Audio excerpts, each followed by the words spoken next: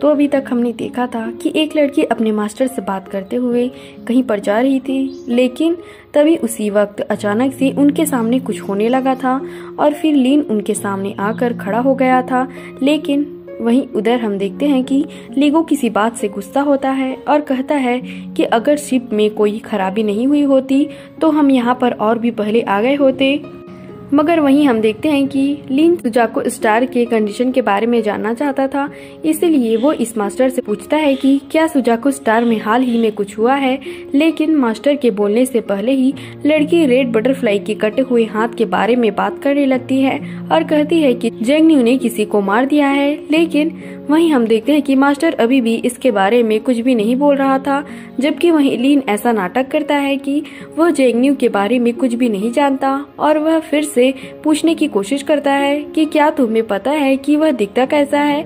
लेकिन तभी हम देखते हैं कि मास्टर ने लड़की को इसके बारे में कुछ भी बोलने से मना कर दिया था और फिर वो लीन से कहता है कि सीनियर हम इसके बारे में कुछ भी नहीं जानते, क्योंकि सुजाको स्टार में अभी तक कोई वांटेड लिस्ट जारी नहीं हुआ है।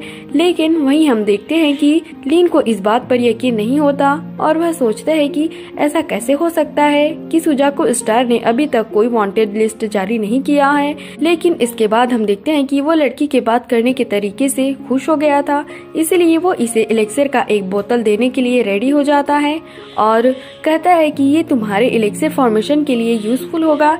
जिसके बाद हम देखते हैं कि वो लड़की इस बात से काफी हैरान हो गई थी और वहीं लीन अब यहाँ से चला जाता है। वहीं लड़की एलेक्सिर को चेक करने के लिए बोतल को खोलती है, जिसे देखते ही उसका मास्टर भी पूरी तरह से हैरान हो गया था और कहता है कि तुम फिर से बहुत ही लकी हो। मगर वहीं हम देखते हैं कि लीन काफी टाइम से मुआन से नहीं मिला था, इसलिए उसे मुआन के बारे में याद आने लगता है और कहता है कि मैं तो काफी टाइम से उसे नहीं मिला और इसलिए मुझे भी नहीं पता कि वो कैसी होगी। अब इसीलिए हम देखते हैं कि वो उसके पास जाने का डिसाइड करता है। इसके बाद अगले सीन में हम एक डीमन को देखते हैं, जहाँ पर उसने अपने स्पिरिट ट्रांसफॉर्मेशन वाले पावर का यूज करके अटैक कर दिया था, इसलिए वहाँ पर कोई भी उसके पावर के सामने कुछ भी नहीं कर पाता।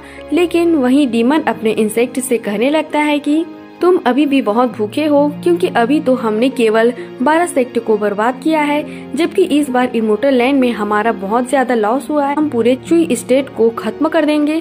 अब इतनी बात कहने के बाद वो फिर से अपने इंसेक्ट का यूज करके अटैक करने लगता है, जहाँ पर हम देखते हैं कि एक सीनियर इसे रोकने के लिए कोशिश करता है, लेकिन फिर भी वो इसके सामने ज्यादा टाइम के लिए टिकने वाला नहीं होता। इसके बाद वो किसी जेट स्लीप को तोड़ते हुए कहता है कि सुपरवाइजिंग निंजा तुम्हें नहीं छोड़ेगा।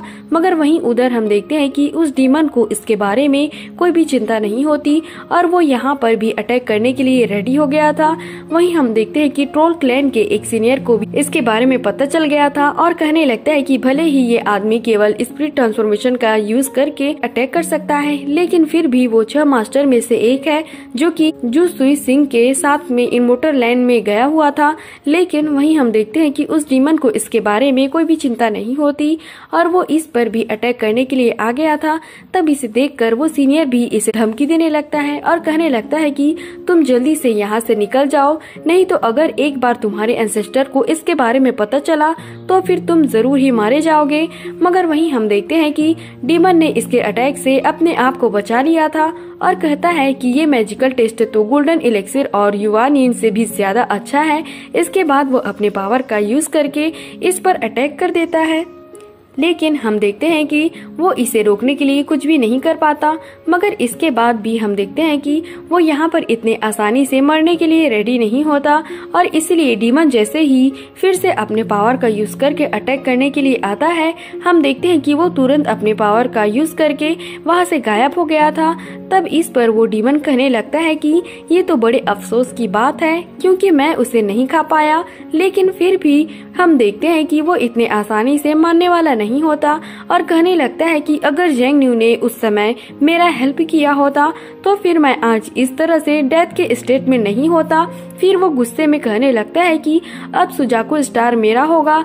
मगर तभी उसे याद आता है कि जेंगन्यू ने रेड बटरफ्लाई का हाथ काट दिया था, इसलिए वो समझ जाता है कि उसके पास में केवल इनकारनेशन वाली कल्टीवेशन नहीं होगी और इसीलिए वो डिसाइड करता है कि जब तक वो ब्रेक थ्रू नहीं कर लेता तब तक वो जेंगन्यू से पंगा नहीं लेगा। इसके बाद अगले सीन में हम यूनटियान सेक्ट में मुआन को देखते हैं, जो कि इस समय पियानो बजा रही थी, मगर तभी हम देखते हैं कि उसकी कंडीशन उतनी सही नहीं होती और तभी खांसी के साथ उसके मुंह से ब्लड आने लगता है। तब इसे देखकर वहाँ का एल्डर कहने लगता है कि आपकी कंडीशन उतनी सही नहीं है और वैसे तो पियानो को आप बहुत ही अच्छे से बजा रहे हो, लेकिन आपको भी अपना ख्याल रखना जरूरी है। तभी मुआन उससे पूछती है कि क्या आपको उस आदमी के बैकग्राउंड के बारे में कुछ पता चला। तब इस पर वो एल्डर उससे कहता है कि मैं केवल इतना जानता हूँ कि वो उतना ज्यादा ओल्ड नहीं है और प्रिजन से भागने से पहले वो अचानक से चुई स्टेट में अपीयर हुआ था।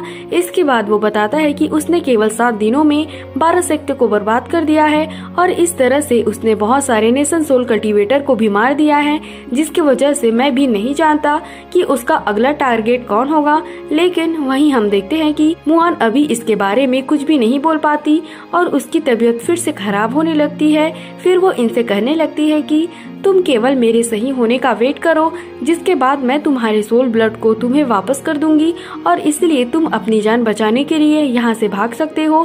तभी एक एल्डर कहता है कि अगर जेंग न्यू यहाँ पर आ जाता तो फिर यह मुसीबत बहुत ही आसानी से सॉल्व हो जाती। लेकिन इस पर दूसरा एल्डर कहता है कि शायद जेंग न्यू तो हमारे चू स्टेट के बारे में सुना भी नहीं होगा। मगर वहीं हम देखते हैं कि मुआन को भी अपने यूनटियान सेक्ट के बारे में काफी चिंता होती है, क्योंकि अब उसे ऐसा लग रहा था कि इस तबाही से बचने के लिए उसके पास में कोई तरीका नहीं है। तभी एक एल्डर कहने लगता है कि मुआन 100 सालों में कैंप को 3 बार टेक ओवर करने में फेल हो गई है, जिसकी वजह से अब उसकी लाइफ केवल इलेक्सिर के सहारे है और अगर उसे फिर से उस आदमी से मिलने का इंतजार नहीं होता तो मुझे ऐसा लगता है कि वो अब तक जिंदा भी नहीं होती। तब इस पर दूसरा कल्टीवेटर कहता है कि फॉरेन कल्टीवेटर चू स्टेट के सारे कल्टीवेटर को मार देना चाहते हैं, यहाँ तक कि ट्रोल क्लैन भी इसके बारे में कोई इंटरफेयर नहीं करना चाहता। इसलिए मुझे ऐसा लगता है कि मुआन ने अगर अपना जान भी दे दिया तो भी वो यूनटियान सेक्ट को बचाने के लिए कुछ भी नहीं कर पाएगी। मगर वहीं हम देखते हैं कि मुआन को अभी भी लीन के आने का इंतजार होता है और वह याद करने लगती है कि जब लीन यहाँ से जाने वाला था तब उसने कहा था कि यूनटियान सेक्ट भी उतना काइंड नहीं है। लेकिन इस पर मुआन ने कहा था कि मैं यूनटियान सेक्ट में काफी लंबे टाइम से हूँ और इसलिए मैं यहाँ के बहुत सारी चीजों को आसानी से हैंडल कर सकती हूँ।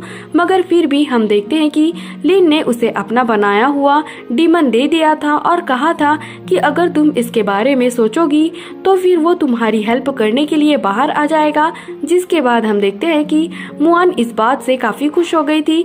तभी लिन उससे कहता है कि अब से ये तुम्हारे प्रोटेक्शन के लिए होगा। जिसके बाद मुआन ने उसका नाम शिवलिंग रखा था। तभी हम देखते हैं कि वो इसके बारे में याद करते हुए इसे बाहर निकाल लेती है और फिर कहती है कि शिवलिंग तुम्हारे मास्टर कब आएंगे।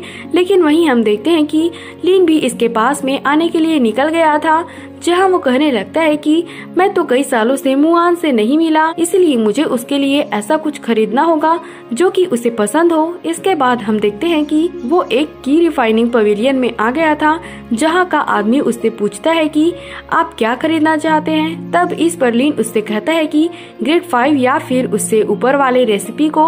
जिसके बाद हम देखते हैं कि वो आदमी तुरंत इससे बैठने के लिए कहता है और बताता है कि ग्रेड 5 वाले इलेक्सिर की रेसिपी बहुत ही कीमती है और इसलिए यहाँ पर इसकी केवल 3 ही कॉपी है। इसके बाद हम देखते हैं कि वो इसे दिखाने के लिए भी रेडी हो गया था और फिर बताता है कि इनमें से 2 को यूनटियान सेक्ट से लिया गया है, जबकि इसमें से तीसरा वाला यानिया गेट से है। लेकिन वहीं हम देखते हैं कि लिन को इस बात से कोई भी मतलब नहीं होता और कहता है कि मुझे इसे देखने की जरूरत नहीं है, क्योंकि मैं तो टीएनसीए सेक्ट के लिंग जुडान की रेसिपी को चाहता हूँ। और अब इसीलिए वो इससे पूछता है कि क्या तुम्हारे पास में ग्रेड 6 वाले पील की रेसिपी है।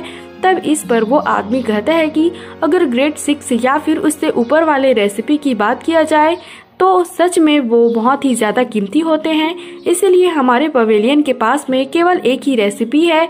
लेकिन बात ऐसी है कि हम इसे केवल डीमन कल्टीवेशन ऑक्शन में ही बेचते हैं और इसलिए अगर आप इसे लेना चाहते हैं तो आपको 2 महीने के बाद आना होगा।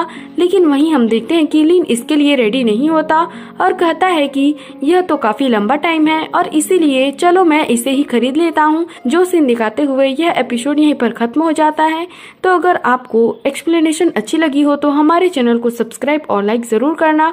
Thanks for watching.